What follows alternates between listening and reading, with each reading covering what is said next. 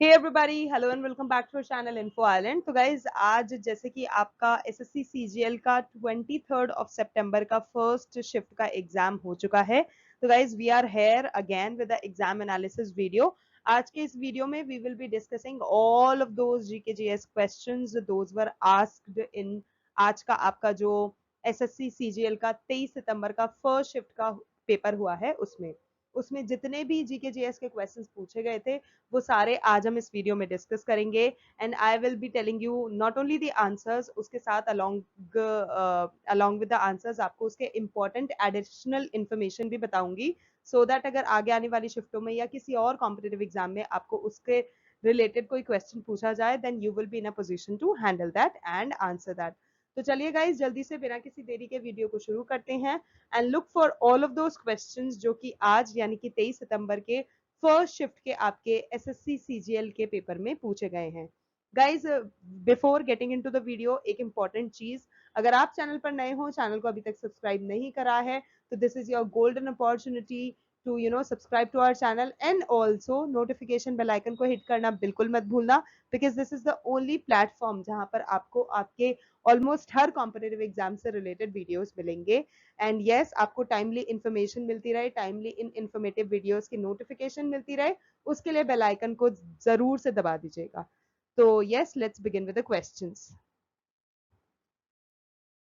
So guys आज का आपका पहला इंपॉर्टेंट क्वेश्चन है जो कि आज के पेपर फर्स्ट शिफ्ट के पेपर में पूछा गया था कि जो आशा भोसले जी हैं उनको 2002 में कौन सा मूवी के लिए, मतलब किस पर्टिकुलर मूवी के लिए आईफा अवार्ड दिया गया था। For which film did Asha Bhosle ji was given IIFA award in the year 2002। तो गाइज जो उन्होंने गाना गाया था राधा कैसे न जले इन द मूवी लगान, उसके लिए उनको आईफा अवार्ड से सम्मानित किया गया था। और 2002 में उनको सेंसुई मूवी अवार्ड मिला था इस पर्टिकुलर सॉन्ग को गाने के लिए फ्रॉम द मूवी लगान जो कि 2002 में रिलीज हुई थी। और यस, आईफा अवार्ड किस कैटेगरी में मिला था वो भी हम आपको यहाँ बता देते हैं। IIFA award for best female playback singer की कैटेगरी में उनको ये अवार्ड मिला था। तो अच्छा इंफॉर्मेटिव चीज है, अच्छे से याद रखना। Okay guys, now here is a particular list जिसमें आपको वो सारे अवार्ड्स देखने को मिलेंगे जिसके लिए या तो आशा भोसले जी नॉमिनेट हुई थी या फिर उन्होंने अवार्ड जीता था।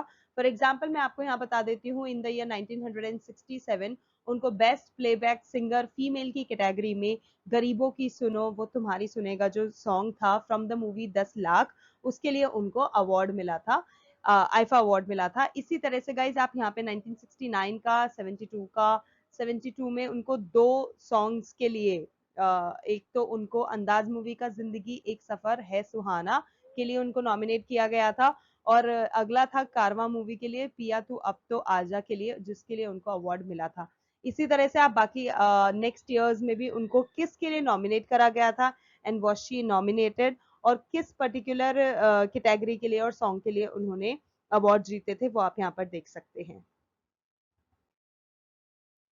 अगेन गाइज इसी तरह से यहाँ पर आपको 1975 से लेकर 1996 तक उनकी कौन सी फिल्मों के लिए कौन से गाने उन्होंने गाए थे और किस पर्टिकुलर कैटेगरी में उनको आईफा के लिए नॉमिनेट किया गया था और किस पर्टिकुलर कैटेगरी में उन्होंने अवार्ड्स जीते थे। फॉर एग्जाम्पल यहाँ पे ये 3 अवार्ड्स आप देख सकते हैं जो कि उन्होंने best playback singer female category में जीते थे, तो वो आप देख सकते हैं। ठीक है, okay, one was film fair special award, okay, एक ये कैटेगरी थी, तो आप ये देख सकते हैं और पढ़ सकते हैं, आपको काफी ज्यादा हेल्प करेगा। एंड लास्ट 2001 में उनको film fair life time achievement award भी मिला था जो कि उन्होंने जीता था, तो आप ये भी इसको अच्छे से याद रखिएगा। तो गाइज आई होप आपको क्लियर है, this particular list is very important for all the perspective of your competitive exam. आपको किसी में भी अगर आशा भोसले जी के जो अवार्ड की लिस्ट है वो पूछी जाती है तो this list will definitely help you guys in that, तो इसको अच्छे से याद कर लेना। नेक्स्ट क्वेश्चन पूछा गया था कि जो कबड्डी 2004 मैच जो था, वो वर्ल्ड कप जो हुआ था, वो किस पर्टिकुलर सिटी में ऑर्गेनाइज किया गया था।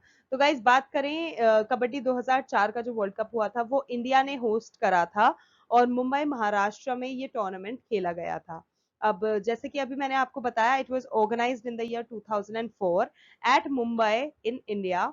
और इसी के साथ साथ आपको एक इम्पॉर्टेंट चीज और जान ले लिया है कि इंडिया ने अपना फर्स्ट वर्ल्ड कप जीता था इस पर्टिकुलर टूर्नामेंट में ईरान को फाइनल्स में हरा के। तो लास्ट जो फाइनल मैच हुआ था वो इंडिया वर्सेस ईरान था, जिसमें इंडिया ने ईरान को हरा के अपने लिए ये फर्स्ट वर्ल्ड कप हासिल करा था।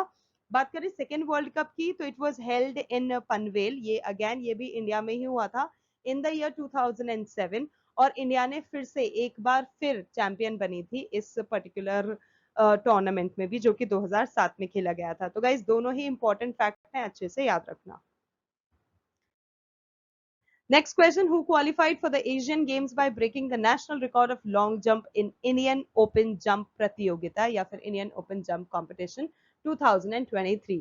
तो गाइज जो जैस्मिन एल्डरिन हैं उन्होंने अपना नेशनल जो रिकॉर्ड था जो कि जंप में बना रखा था जैस्मिन एल्डरिन ने, now he has made the cut for the Asian Games as he breached the qualifying standard for the Asian Games set at 7.95 meter by the Athletics Federation of India. In short, it is AFI in the men's long jump. So guys, Jasmine Aldrin is the correct answer. Next question, the duration of monsoon in India extends for an average period of what?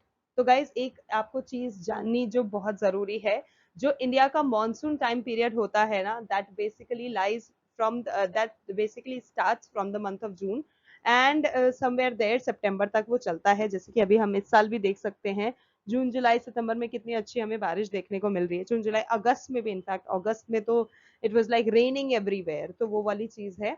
और meteorological जो service है उस department की अगर हम देखें, IMD जो है इंडिया का जो मीटियोरोलॉजिकल डिपार्टमेंट है उसके अकॉर्डिंग जो है नॉर्मल मॉनसून जो होता है that includes rainfall between 96 and 104% of the 50-year average of 89 centimeter for a 4-month period beginning in June. तो गाइज यहाँ पर आपका जो 4 मंथ हो जाएगा beginning in June is the correct answer. Next question है आपका ये फेमस फोक डांस का। तो गाइज होजागिरी जो लोक नृत्य है ये कहाँ का लोक नृत्य है, आपसे ये पूछा गया था। तो guys Hojagiri is a folk dance which is performed in the state of Tripura by the Tripuri people of the Reang clan. और गाइज इसी के साथ एक इंपॉर्टेंट चीज जो आपको जान लेना है कि जो फोक डांस हो गए, म्यूजिकल इंस्ट्रूमेंट्स हो गए या फिर सॉन्ग्स हो गए, ये सारे जो होते हैं ना ये बहुत इंपॉर्टेंट टॉपिक्स हैं किसी भी कॉम्पिटेटिव एग्जाम के लिए, तो प्लीज अच्छे से पढ़ लेना। अगर फोक डांस से रिलेटेड या फिर म्यूजिक से रिलेटेड या म्यूजिकल इंस्ट्रूमेंट से रिलेटेड कि कौन सा कलाकार कौन से इंस्ट्रूमेंट को बजाने के लिए फेमस है, उससे रिलेटेड वीडियो देखना है तो that is available on the channel, आप उसको जाके देख लीजिएगा, आपकी काफी ज्यादा हेल्प हो जाएगी।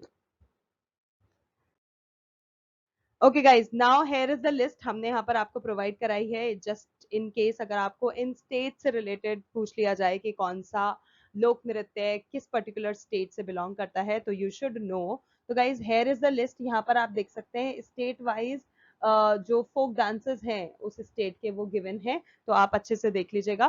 फॉर एग्जाम्पल जैसे आंध्र प्रदेश के लिए कुचिपुड़ी, विलासिनी नृत्यम, आंध्र नृत्यम, भामाकल पम, वीरा नाट्यम, दप्पू, चपेउगुल्लू, लामबाड़ी, धिमसा, कोलाट्टम, बुट्टू बोमालू, ये सब जो है ये आंध्र प्रदेश स्टेट के फोक डांसेस हैं, जिसमें से जैसे कोलट्टम हुआ, कुचिपुड़ी हुआ, ये तो बहुत ज्यादा बार पूछे जाते हैं।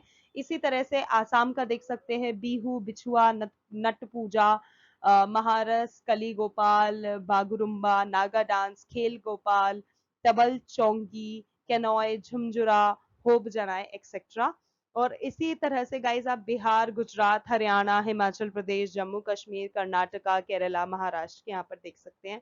जैसे कि लावणी जो है अगर आपसे पूछ लिया जाए महाराष्ट्र का है, कथकली केरला का है, और आपका ये सुग्गी कुनीटा लांबी जो है कर्नाटक का है। तो इसी तरह से आप अच्छे से देख लेना, ये बहुत एक इम्पोर्टेंट टॉपिक है।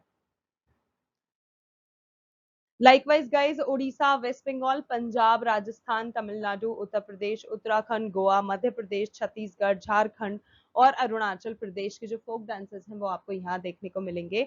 This list is very important, इसको आप अच्छे से रट लेना कौन से फोक डांसेस कौन सी स्टेट में होते हैं, क्योंकि कोई सा भी कॉम्पिटेटिव एग्जाम दे रहे हो आप इससे रिलेटेड क्वेश्चंस तो पूछे ही जाते हैं, तो अच्छे से याद कर लीजिएगा। लाइकवाइज गाइस फॉर मणिपुर से लेके लक्षद्वीप, चाहे मणिपुर हो, मेघालय हो, मिजोरम हो, नागालैंड हो, त्रिपुरा हो, जैसे त्रिपुरा का आपको पूछा गया होजागिरी, इसी तरह से सिक्किम और लक्षद्वीप, और ये सारे भी आपको अच्छे से याद कर लेने हैं, because you never know next question किस पर्टिकुलर स्टेट का पूछ लिया जाए. Okay guys, looking for the next question. Which part of the Indian Constitution, again a very important topic, जैसे कि मैं आपको अपने हर वीडियो में बताती हूँ, इंडियन कॉन्स्टिट्यूशन कितना इंपॉर्टेंट टॉपिक है, उससे रिलेटेड जितने भी आर्टिकल्स हैं, अमेंडमेंट्स हैं, सूचियां हैं, अनुसूचियां हैं, लिस्ट ऑफ अमेंडमेंट्स हैं, ये सब अच्छे से याद कर लेना, because this particular topic is very very important. इसमें से क्वेश्चन 100% बन के आते ही आते हैं. तो बात करें which part of the Indian constitution is related to the historical central executive. तो गाइस 52 से लेके 78 तक जो है ना, that is completely related to this particular thing. और इसी तरह से आप यहाँ पर बात कर सकते हैं कि आर्टिकल 58 किस बारे में बात करता है. तो guys article 58 basically talks about the eligibility of a person to become president of India, and it says that a person is eligible for election as a president only if he or she is a citizen of India, has completed the age of 35 years, is qualified for election as a member of the House of the People, and a person can be disqualified for election as president also if he holds any office of profit under the Union of India or the government of any state, or under any local or other authority subject to the control of any government of India. So this is Article 58. What 58 tells us about. Likewise guys article 59 क्या बताता है, वो सारे points यहाँ पर given है, आप अच्छे से पढ़ लेना. अगर मैं एक पढ़ने बैठूंगी तो वीडियो थोड़ी सी लंबी हो जाएगी, that might bore you guys, and we don't want that really. तो आर्टिकल 59 की बात करें तो गाइज एक पॉइंट जैसे कि the president can not be a member of either house of parliament और of any other house of the legislature of any state. इसी तरह से ये बाकी पॉइंट्स भी इंपॉर्टेंट है related to article 59. Please have a look, अगर नहीं समझ में आता है तो रीड इट अगेन, एंड फिर भी अगर लगे कोई क्वेरी है, कोई कुछ भी लगता है, तो प्लीज उसको कमेंट सेक्शन में बताइएगा, we will come up with the solution for that. Next question आपसे पूछा गया था कि अटाला टड्डी जो है, that is a festival of which state. Again जैसे कि अभी मैंने आपको बताया था, पूछ लिया जाता है. तो गाइज आंध्र प्रदेश का है, और आप लिस्ट में देख सकते हैं, उसमें आंध्र प्रदेश के उसमें आपको मिल जाएगा. तो आंध्र प्रदेश की हम बात करें, अटाला टड्डी की हम बात करें, तो that is a traditional festival of Andhra Pradesh, जो कि जो मैरिड और अनमैरिड वुमेन होती हैं, वो दोनों ही इस पर्टिकुलर फेस्टिवल को मनाती हैं in order to seek blessings from goddess Gauri.